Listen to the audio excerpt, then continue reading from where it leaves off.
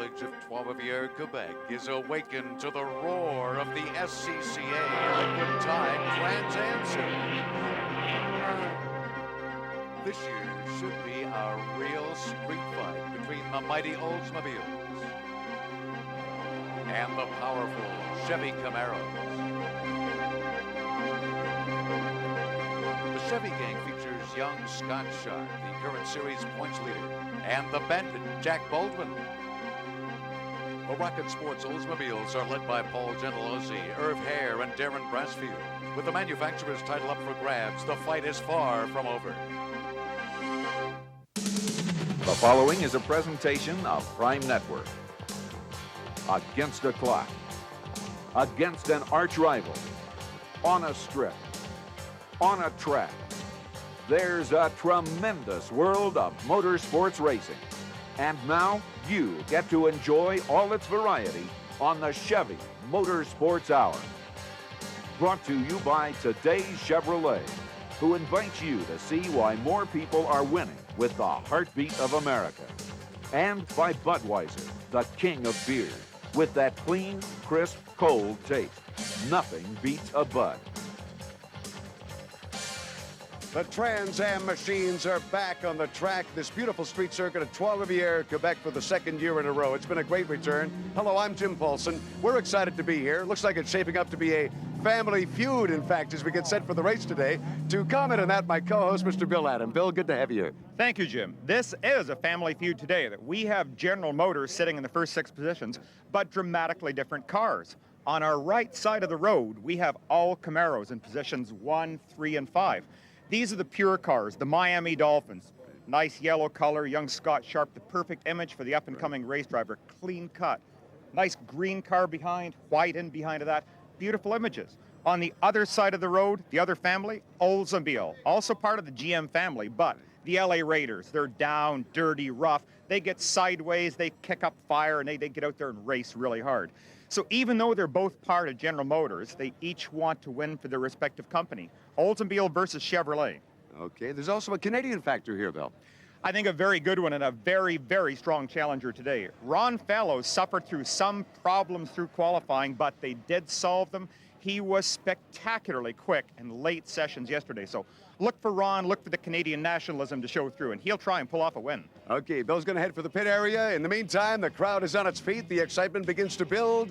And we will return with the start of this 9th stop of the Scca 1991 Liquid Tide Trans-Am Tour.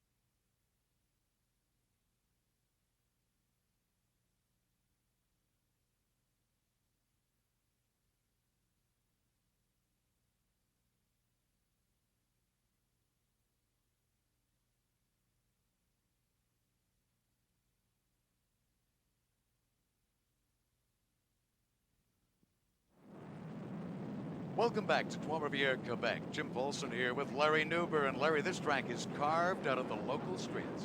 Yeah, it's very demanding, but it's also a very special course in North America. The first street course ever in or on this continent.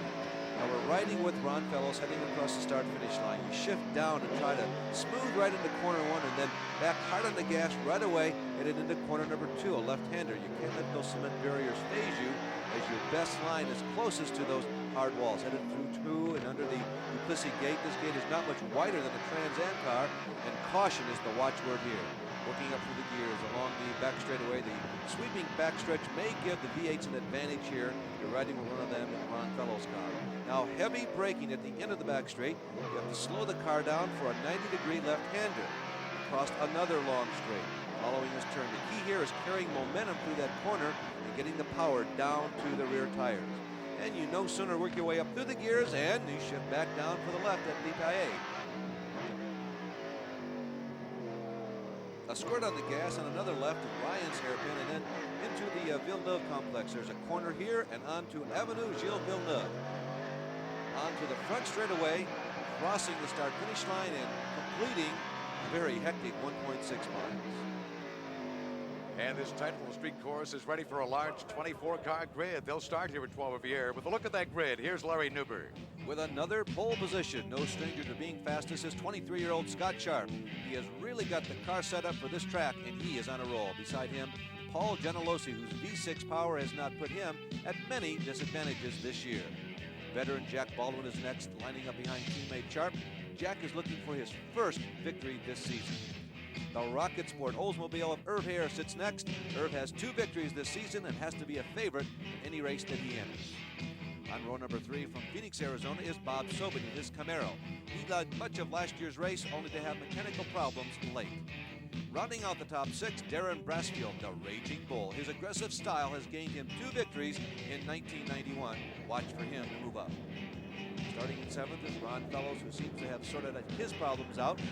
Blistering past late yesterday. Rows 6 and 7, a couple of veterans, Jim Durhag and Les Lindy. Each of them has run over 100 Trans Am races. Row number 8 has Jerry Clinton in it. He is a business partner to Walter Payton, who also now races, and they are expecting to pick up one of the NFL expansion franchises. Row number 11 has Canadian Jerry Simmons in his True North Chevrolet Corvette.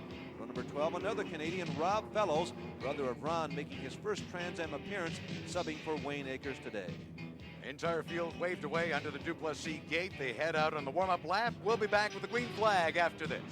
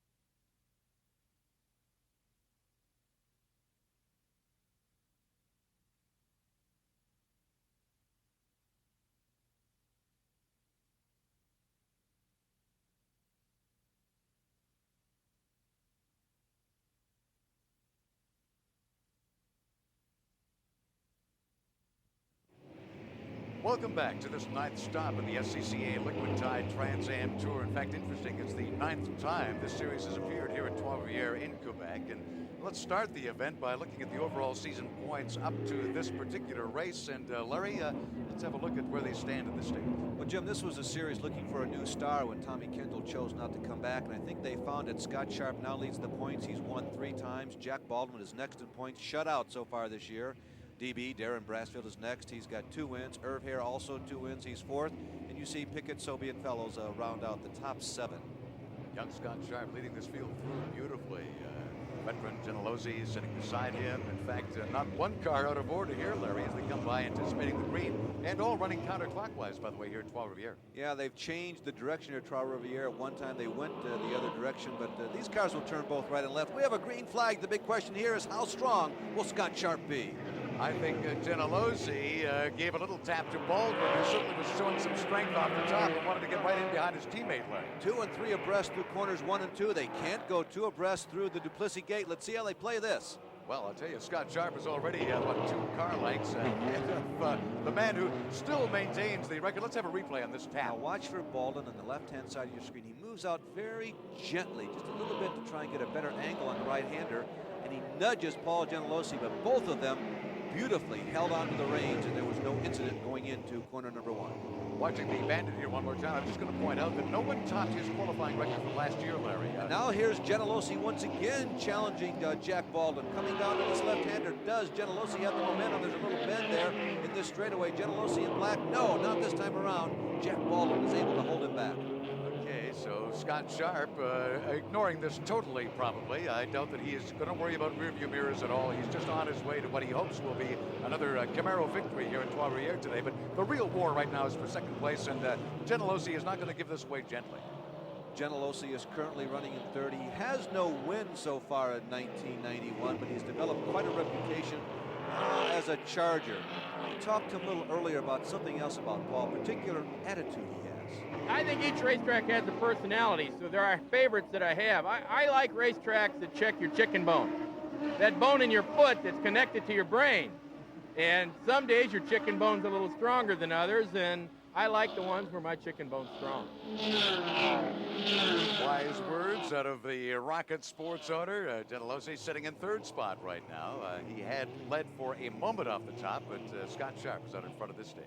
If Paul Genelosi, currently running 3rd in the Black Bandit, if you will, the stealth painted bomber Oldsmobile, he wanted to be ahead of Jack Baldwin. Right now, the American equipment team from Indianapolis, Sharp going by there and Baldwin in 2nd, has really kind of scrambled the strategy of the Oldsmobile team. Genelosi wanted to be right behind Scott, or maybe even ahead of him. You know, that Mobile 1 car just back of Genelosi, we've got to keep an eye on too. I think Larry Bob Sobey, although we're dwelling here on Jack Baldwin, but Sobey, the Mobile 1, is just coming into view now. No, Genelosi says, forget them. I want 2nd place one more time. Paul Genelosi obviously very anxious to get around Jack Baldwin. He does not want to see Scott Sharp disappear. Now, you talked about Sobey. Sobey was very good here a year ago in that white blue local sponsor number 55 Camaro. He has had another consistent weekend. He too looking for his first win, not only of this season, but this Trans Am racing in 1991 is truly a team sport. Maybe we should call it gang warfare. For instance, this is the 4-car black-jacketed army of Paul Genelosi out of Michigan. Now, he fields these cars for himself, Irv Hare, and Darren Brassfield. Just down pit road is Greg Pickett. He fields this 3-car white army for himself, Deborah Gregg, and Steve Petty. Now, there's been some strategy confusion in this camp. They couldn't decide between the V6 and the V8 engine configuration, and it's really caused them a setback. But winning the war is this Marshall camp, this smaller 2-car battalion of Florida's Buzz McCall. His drivers, Scott Sharp and Jack Baldwin, are leading the drivers' points, and that is what that war is all about, the drivers and the manufacturers' championship. Now, there is no team orders as such in this. That is traditional in racing, but certainly not a factor here. But if history is any indication, tempers may well flare on the racetrack. And because of survival and manufacturers, there may be some point in all this where a team manager is going to have to move in and issue those team orders. We'll see. Of course, it was Chevrolet who won the 10th Manufacturers Championship last year. They'd love to hang on to that this year, but with Genelosi, it seems the Oldsmobile crowd have put a real effort into trying to grab that title this year. They really have, and it's also a noble cause. You know, the V6 engine is very much a part of the economy in North America, of the automotive industry, and they're fielding V6s against these powerful V8s. They get a little bit of a weight break, and actually I feel as though they've performed quite admirably against those more powerful engines in the 1991 season. Watch Paul come through the corners here. The back seems to slide away. I think the comment a lot of our drivers had prior to the start of this event today that this is a little slippery course. They're not quite getting the grip here they do at perhaps other tracks is maybe true.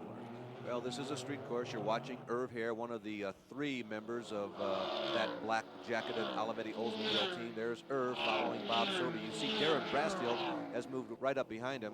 Jim, your comment about this course, it is a street course, and it really wasn't designed and paved to be a racetrack.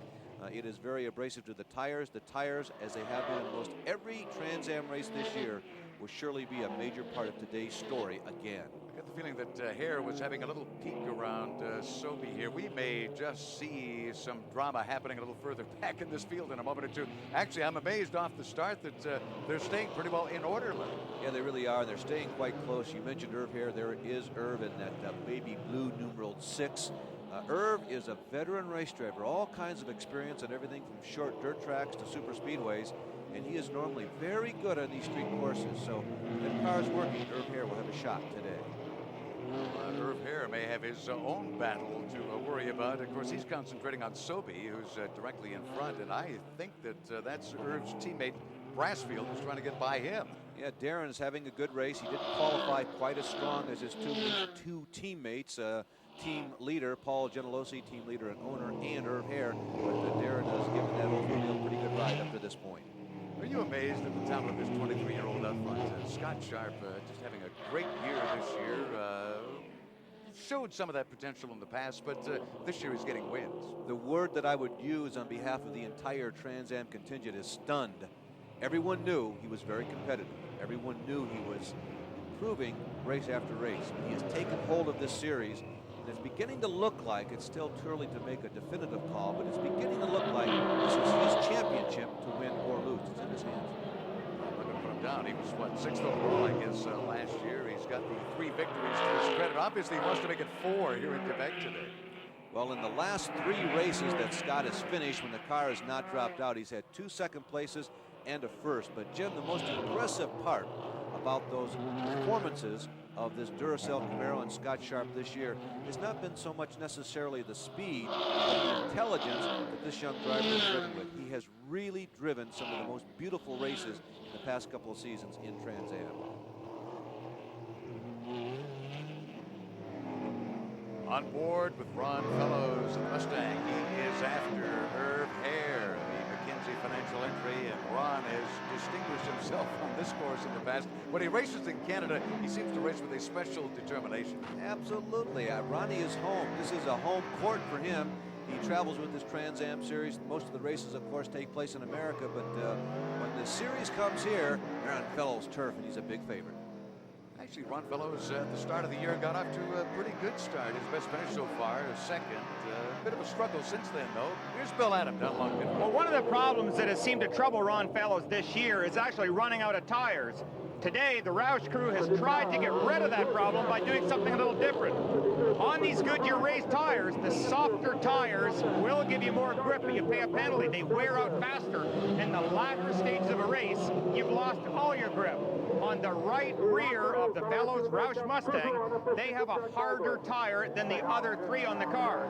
This is the tire that does most of the work at this very tight circuit, but by putting a harder tire on, they're going to try and give him more life, so those last few laps will be as fast as first, hopefully.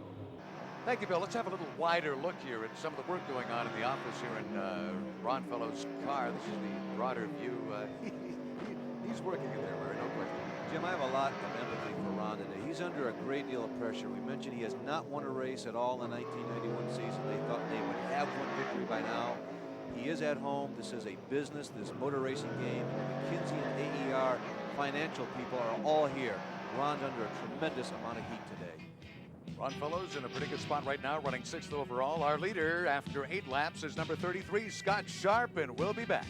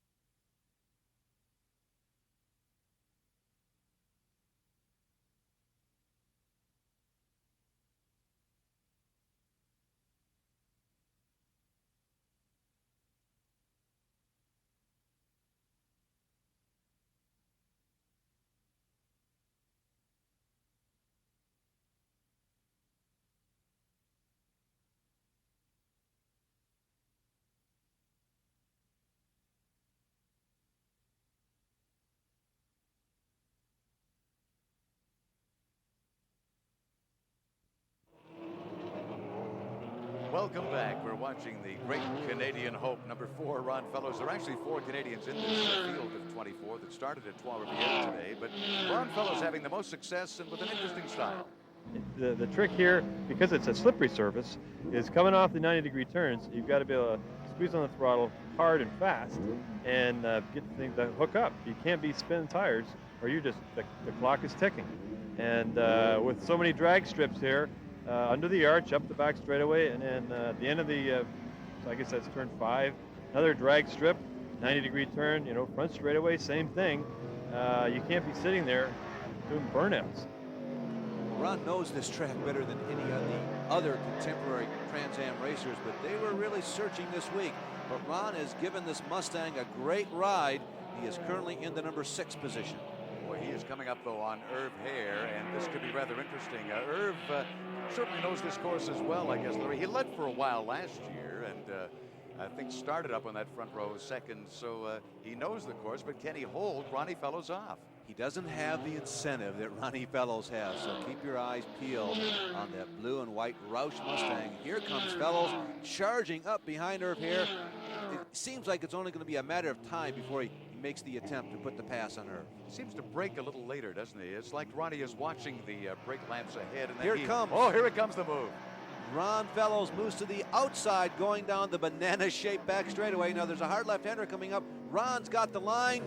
Piece of cake. Ron Fellows moves up to the number 5 position. Well, look out, we got the big Ryan corner here, the hairpin, and Ron's still okay through there, and Hare, though, is still tucked in on him, and now he looks to the left and to the right, and looks like Irv wants to fight back. What happens so often in racing is that once you make a pass, the guy behind you actually has a little more momentum than you do, those immediate split seconds right afterwards, and that's the toughest time to hold on to a pass, right after you make it. Talk about looking to the left and right. I would say Jack Baldwin is doing exactly that on young Scott Sharp out front here. So, I don't know. I got a feeling the teammates may be into a little arm wrestle here in a moment or so. Now, Scott has been very crafty all season long, and he's had a history of when he has the fastest car, he leads the early stages of the race, and sometimes he backs off about a half a step. And someone else might take over, and then he's just as strong at the end of the race as he was in the beginning. Now, this could be rather interesting on this street circuit as the leaders now begin to have to deal with lapping some traffic. I wonder what factor this will be, Larry. Jim, it's a major factor because another threat the drivers have is the inability to concentrate. It's very warm. This is a street course. You're busy. You're constantly looking to the rearview mirrors. You're looking ahead. It gets warm in there. This becomes a big factor in the driver's race. You might think it's really cool to be a racing driver, but in fact, it's not. It's very, very hot. Before a driver gets into the car, he has to think about safety. Number 1, you put on Nomex underwear, special material designed not to dissolve and to protect you in the event of fire. And once you get your socks, your long johns, and your top on, then you pull on your driver's suit. Now, the driver's suits are also Nomex, a material that is designed not to breathe. You don't want to let that fire up against your skin. But the downside is incredibly hot.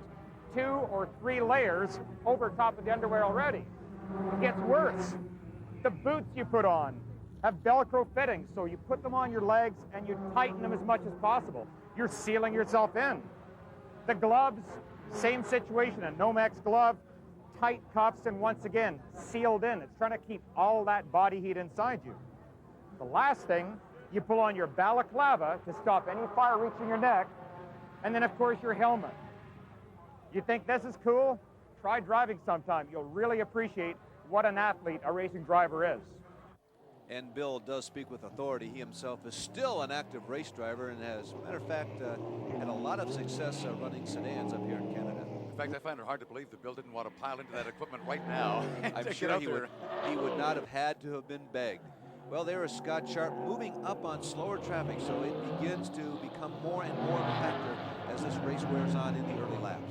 Okay, in demand of Ontario, in fact, is the car that is just sitting in front of them, but I don't think this young Canadian will be much of a factor. If he's wise, he'll just get out of the way here.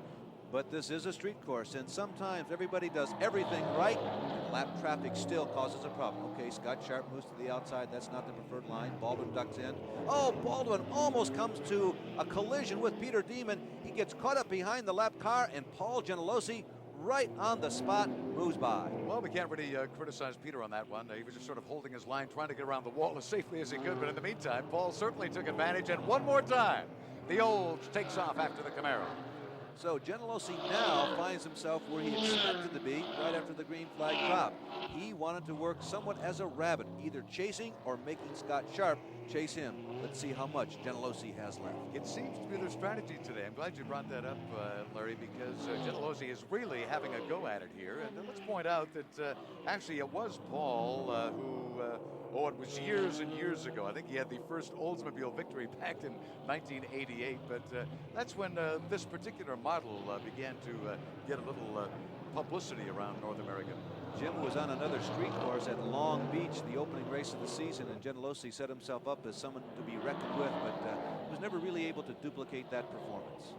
Scott Sharp working his way around number 29, Ed Hinchcliffe's Mustang, and if he's wise, he's going to stay against this inside wall. I keep thinking these back markers become little chess pieces our leaders play with, Larry. They do, and part of that chess game for Paul Genelosi is that pre-race strategy we talked about. He is the owner of this three-car race team. Frankly speaking, he expects Irv Hare and Darren Brassfield to have a better chance at the season drivers championship. What Irv had hoped to win today was the Hare. Scott Sharp has been the fastest car all weekend. He won the last race. He is trying to convince Scott Sharp, subtly, to burn out his race car before this is over and allow perhaps Irv or Darren to come up and win this race. Scott Sharp, the leader. There's Paul Genelosi running a strong second place. And Jack Baldwin still sitting in third. We'll grab a quick break. Look at the leaders here one more time. Sobey in fourth. Ron Fellows still in fifth.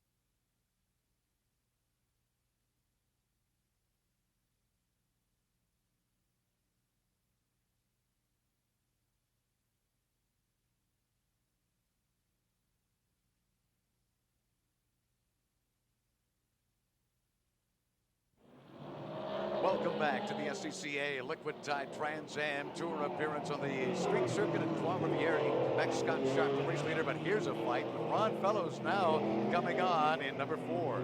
Well, like any good Canadian, Ron Fellows, with whom we're riding right now, is also an ice hockey fan, and he'd like to score the main winning goal here this afternoon at Trois Rivieres. We go through the Duplessis Gate, and here is Ron Fellows working on Phoenix, Arizona's Bob Sobey. This is a contest for 4th position. Now, looks like Sobey is pulling away a little bit here on the straightaway, but can Ron gain some advantage when they get back to the corners and specifically the hairpin? Let's see how Ron plays this one. He certainly is reeling Sobey in a little bit. Hairpin might be a factor here. Couple of V8s underneath the hoods of both these cars, numbered 55 and 4, which you're riding right now. Sobey seems to have a bit of an advantage in the horsepower on the straightaways, but Fellows moves in under braking and around the corners. Obviously, Ron Fellows knows this track very well. I wonder if Ron isn't using the brakes a little more wisely than perhaps some of our other competitors. He's right up on Sobey now and peeks to the left. No, he's going to hang in. Does this draft help him, Larry? No, there's really no drafting techniques involved in a Trans Am race on a course like this. The key really is to be smooth around such a tight, twisty 1.6-mile course. Fellows, I'll tell you, I got to believe his experience and knowledge of this racetrack is going to pay off because he's really moving in on Sobey. Again, Ron running a little softer compound in this event. Can't help but notice these cars really seem to slide in the corners. Jim, Ron had a very good corner coming out of Duplessis Gate. He hit the shifts right on. Sobey is not getting as far away as he did the lap before. And Ron moves in. He does make the pass. Oh, and we got a new leader as well. So a couple of interesting changes that have happened here as Paul decides, nope, we want the number 7 Olds back in front. Here's the replay. Well, there it was. Scott Sharp just seemed to be just a little bit out of the racing line, and Genelosi was right there in the perfect position to take advantage of that teeny tiny mistake. They are moving. They're hitting on those straightaways, I think they say around 180 miles an hour, if you can imagine, Larry. Although overall, it's a very slow race for these guys. Yes, it is an overall very slow race, but it's probably more difficult than even one of the high-speed courses to keep your mind fixed as to what's going on and what you have to accomplish. What will Scott Sharp do now? Is he going to let the rabbit run away? No, he's certainly keeping Paul well in view.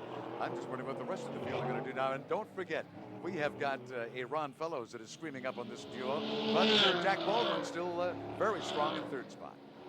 Jim, if I had to make a prediction, I think that Scott Sharp is in control here. We'll find out as we get down closer to the end of the race, but he's been very strong all week. But what about Genelosi? Maybe Bill can help us out. Just had a very interesting chat with the crew chief for Paul Gentilosi's Oldsmobile, the leading car right now. Said, have you heard anything from Paul? Is there any sort of problems or anything? And he said, absolutely nothing. Now, apparently, Paul does like to talk back and forth, but they're not hearing anything. Is very good news to them right now. They think that he's in a very good rhythm, conserving his car, but he is leading the race. They're lying to you, Bill, or Paul is scaring himself out here today, maybe, Larry. Or maybe the strategy has changed. Maybe Genelosi found himself having such a good car, and sometimes that happens. You never really know exactly what you have as a mount underneath you until you get out there in the heat of battle. When I look at young Scott Sharp on this circuit, I can't help but think of the past years where I always associated him with his mentor, Paul Newman. Where did Paul go? Well, Paul still races occasionally, but Paul is no longer a spring chicken, I guess we can say, and he selects his events very carefully and runs more often in the series with less horsepower than the Trans Am. Although, every once in a while, he still gets in one of these things, and he continues to be definitely a qualified professional driver. Now we're looking at a traffic situation here one more time. And oh, look at this. Paul wastes no time whatsoever, dives briskly to the inside, scoots through, as do Scott Sharp and Jack Baldwin. But look how close third, fourth, and fifth place are.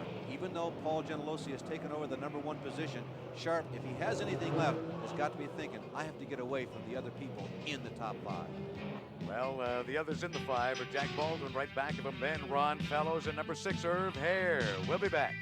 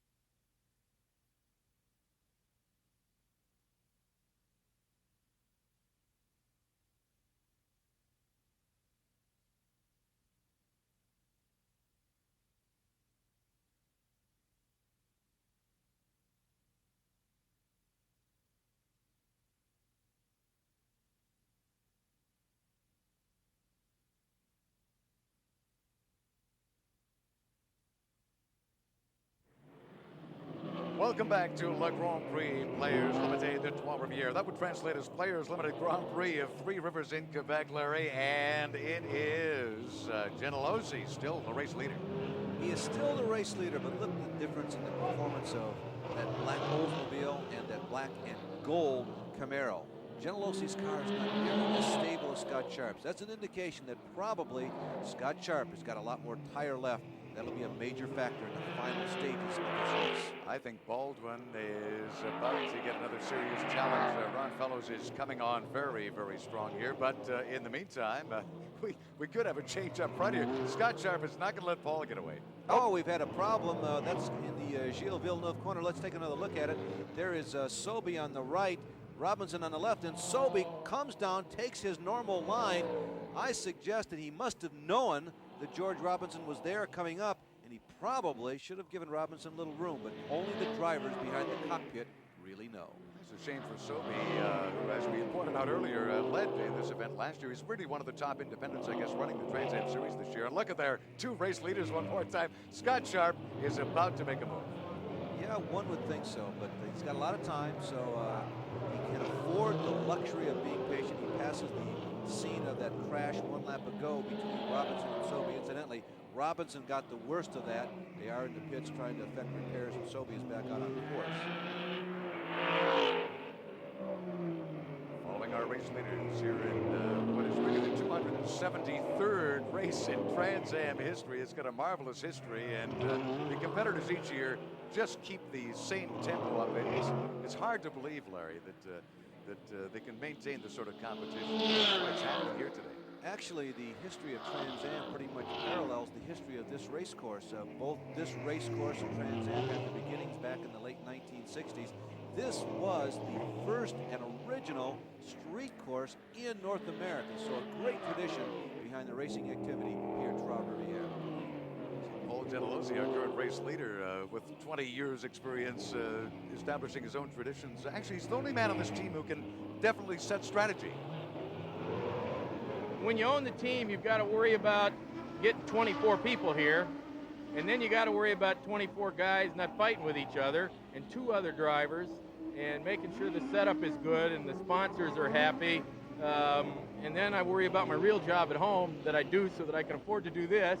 But other than that, it's a real relaxing weekend. Yeah. And that job at home is real estate development. Right now, occupying the mind of Paul Gentilozzi is Scott Sharp. Now they move on to the first of 2 back straightaways here at the 1.6 miles of Trois Rivieres. Gentilozzi has been backing up to Scott Sharp the past couple laps. Sharp is making his move. It's an unusual one. He goes to the outside to make a pass going into a left-hander. That almost looked too easy, Jim, I'll tell you. In fact, I wish we could have had a replay on that, Larry. I almost got the feeling that Paul had, in fact, waved Scott by. I'm wondering if a problem hasn't cropped up here in the Olds that concerns Paul at this point. Well, there's no question that we all believe that tires would be a major factor, and I believe that Paul's car had slowed down significantly the past couple of laps, so maybe it is a tire situation. But at any rate, Scott Sharp finds himself where he has been for most of the last 4 races, that is up front and leading. This race still far from over. I mean, they've still got a lot of traffic to deal with. Many things could develop as yet, but Scott Sharp is very much in command right now as Paul Gentilozzi begins to drop back a bit, and Jack Baldwin will now begin to come on, as will the young Canadian Ron Fellows. Sharp is now about 2/3 of the way into this race. It is the shortest event of the season in terms of miles, but for many drivers, this will be their longest day. Scott Sharp making a move on the ticket entry. Let's keep an eye on the 2 of them here. Will Scott get by safely? Oh, look at this. Ronnie Fellows now gets by Baldwin, I believe, Larry. So Fellows moves up to 3rd position, getting around Jack Baldwin under braking, which may be a good sign for Ronnie in the latter stages of this race. He must have a lot of race car left. And Scott Sharp, the race leader, Greg Pickett right behind him. Actually, we don't see much of Greg anymore. He was a champion back in '78 in this Trans Am Series, but certainly one of the great competitors, Larry. Watching 1st place Sharp, 2nd place Gentilozzi. For Gentilozzi, it's the Mike Tyson question. He's still out there slugging away, but you don't really know exactly what he's got left.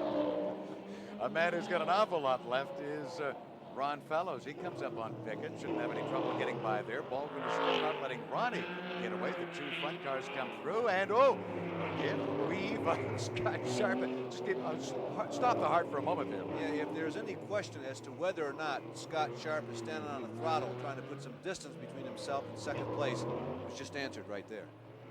Young Scott Sharp has certainly learned from his father, Bob, who gained a lot of fear. Here's Ron Fellows coming on, number 4, strong 3rd. In fact, beginning to pull away a little bit from our fourth place man at this stage, and Ron looking very strong. Now that flapping, which is actually an air hose out of the left side window of Ron Fellows, is simply that. There's no problem with the performance of the race car.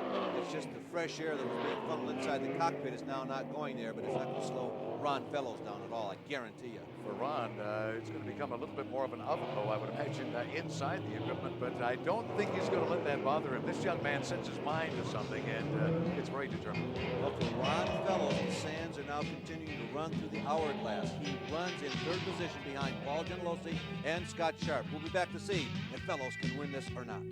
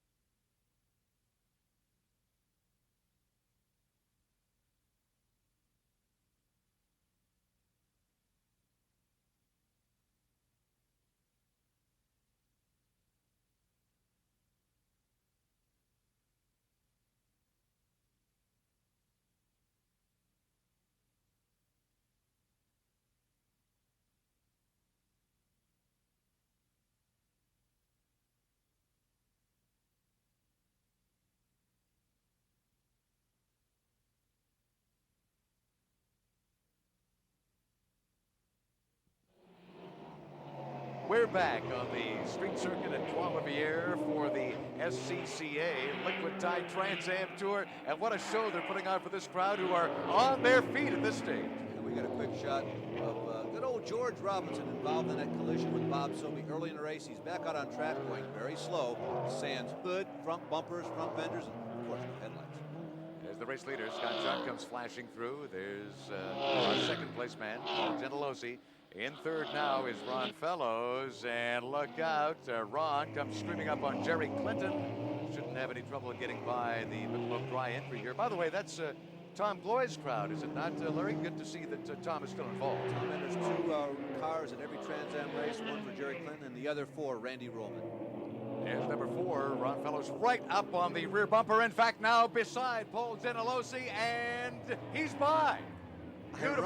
Ironically, again, for the second time, Gentilossi loses a position in the top 3 by being passed on the outside of a corner turning the opposite direction. Now we look at Baldwin coming up beside Paul Gentilossi, and not only that, Hare comes through. Irv Hare moves to the inside of Jack Baldwin. Baldwin is spinning, going into corner number 1. Apparently contact between Irv Hare and Jack Baldwin as they were lapping Jerry Clinton. He has come to a stop. There was no collision. There's Baldwin trying to get right at Jack Baldwin, agonizing, out on course. Right in the middle of corner number 1, you see the slight damage on the right rear, but Jack Baldwin finally gets back out. Now, Ron Fellows has had no such problems. Remember, he's a big favorite at this track. Certainly no lack of motivation on my part, particularly here in Quebec. They're great racing fans and seem to have remembered the performance we had here last year, which is kind of nice.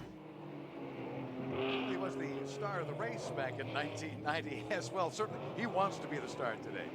Well, Ron has given this Ford Mustang a pretty good run for its money.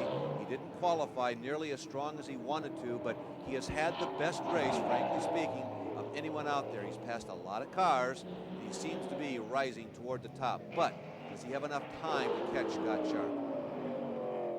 Now, who's going to be the more determined of these two young men? Scott Sharp is still well out in front, but here comes Ron Fellows and the Mustang.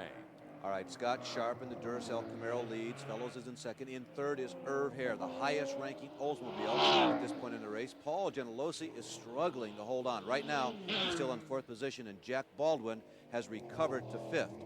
Now, tires are our major story, but also driver concentration. Let's go down and hear from Bill Adam. He's standing by in the Ron Fellows pit. How about it, Bill?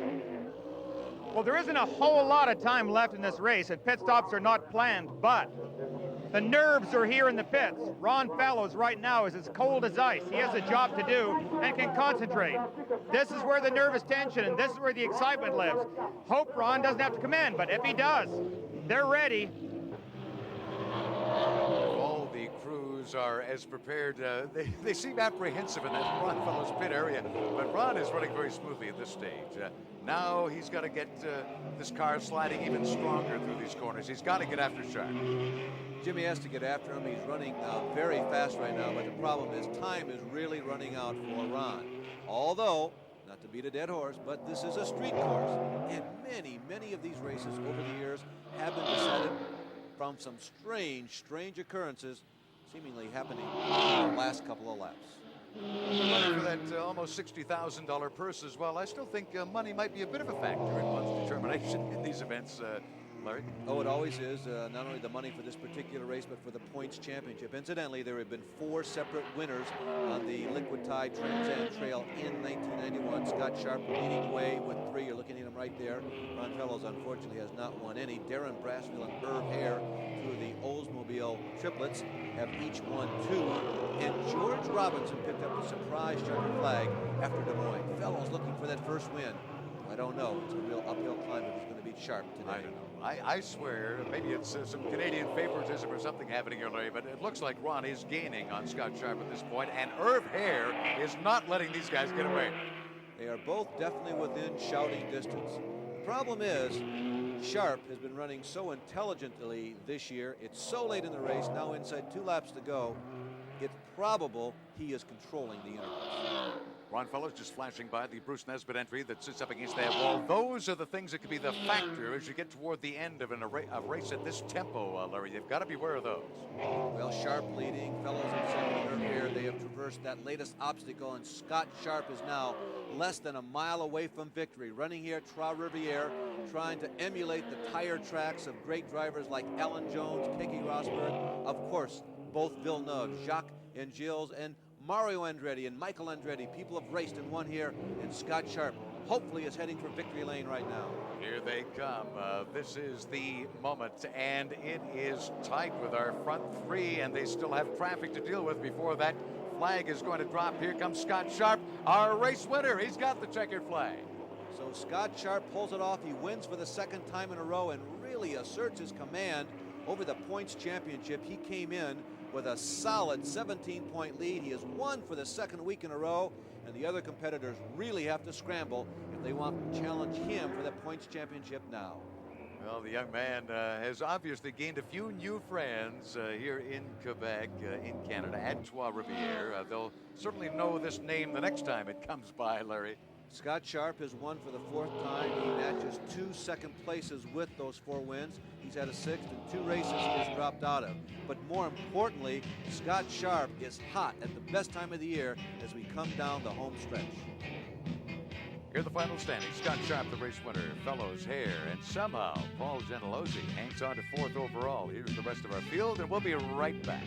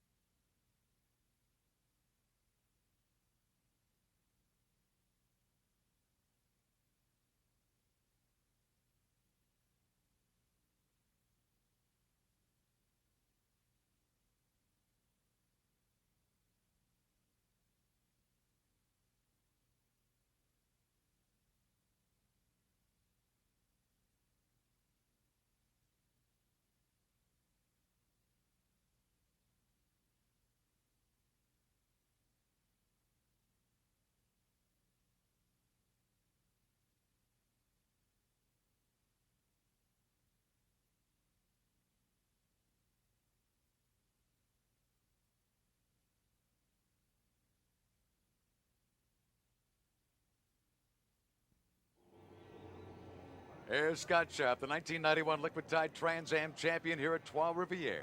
Grabs the checkered flag. Jubilation in the Sharp pit, but I wonder about second finishing Ron Fellows. Yeah, he's got to be very happy that he finished in second place. After all, every other competitor except one would have liked to finish there. He also has to be a little sad. This must be bittersweet. He had great hopes for today. Let's hear from Bill talking to second place Ron Fellows. With the Canadian hope, an outstanding second. You've got to be pleased.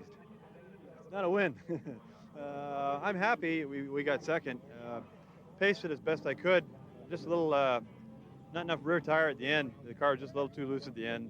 I'm not sure what we could do different. The track got slippery, and I think everybody else was in the same situation. But we got a little bit of work to do to catch Scott in his Chevrolet. But you know, this is one better than last year, so I'm real happy for all the people here and a lot of McKenzie people here. We put on a show for them, I hope. Oh, here's our third place man, Irv Hare, just leaning into Jack Baldwin's car. I wonder if they may be discussing that incident earlier today, Larry. Well, it's likely they are. They're both experienced veteran race drivers. And Irv is one of the strongest gentlemen in the sport of motor racing. Let's take another look at that incident. That is Irv Hare in the black car in the very center of your screen moving in. Now, these guys are going head-to-head for a top 5 finishing position. A lot of valuable points at stake. Now, Hare moves to the inside of Jack Baldwin, and contact is made. Now, unfortunately, our camera angle is not definitive, but you have to believe that they are two experienced veteran drivers. Nothing intentional on anyone's behalf there. Chances are it was just a racing incident.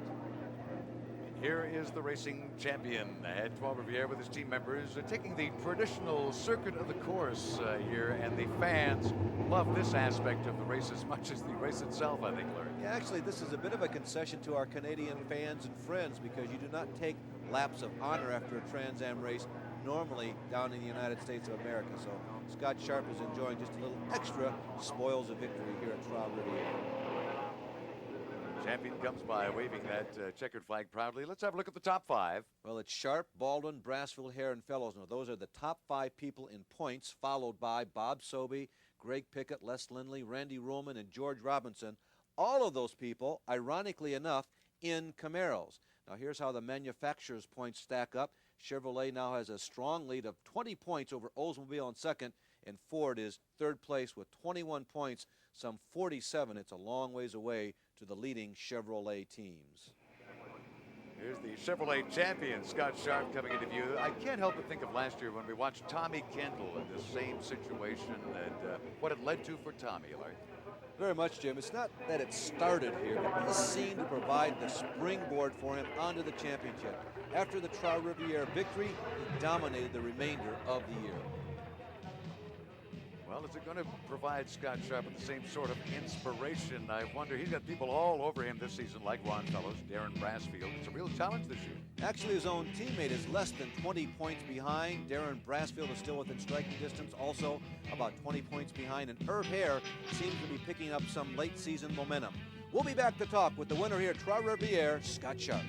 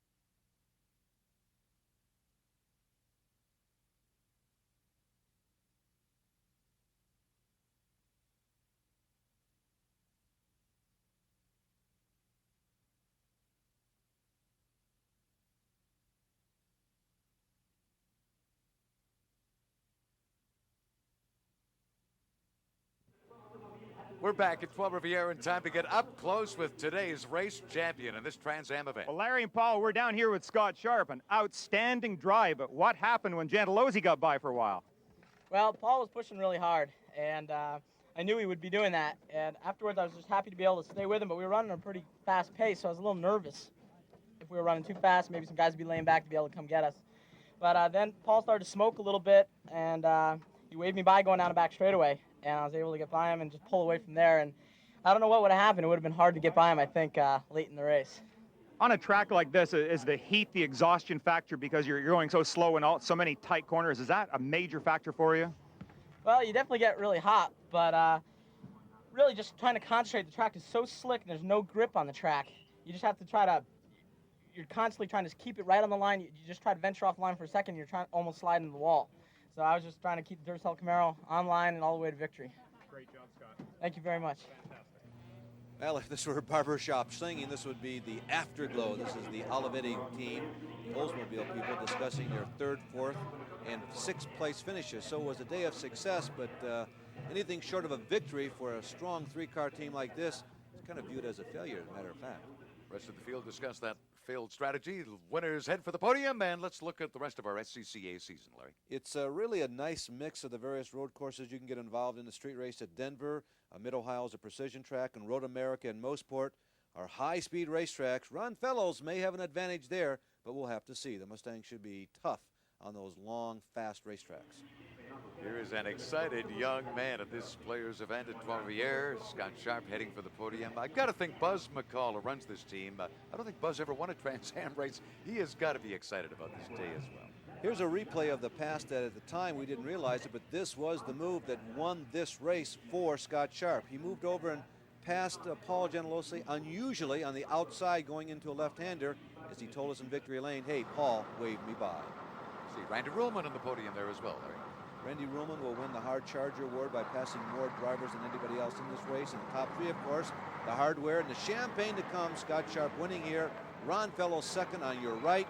And there on the left, just to the left of winner Scott Sharp, is the veteran Irv Hare.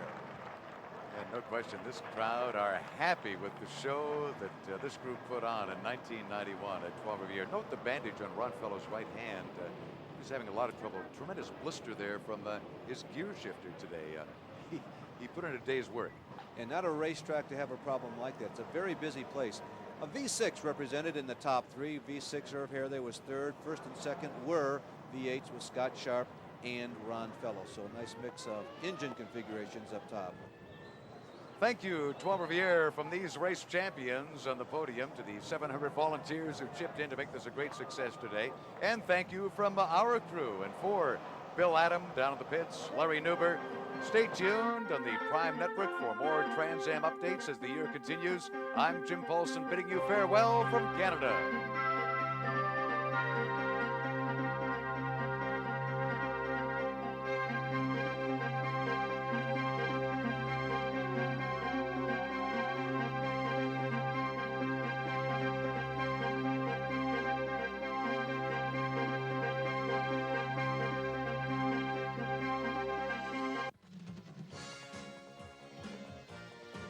The Chevy Motorsports Hour has been brought to you by Today's Chevrolet, who invites you to see why more people are winning with the heartbeat of America.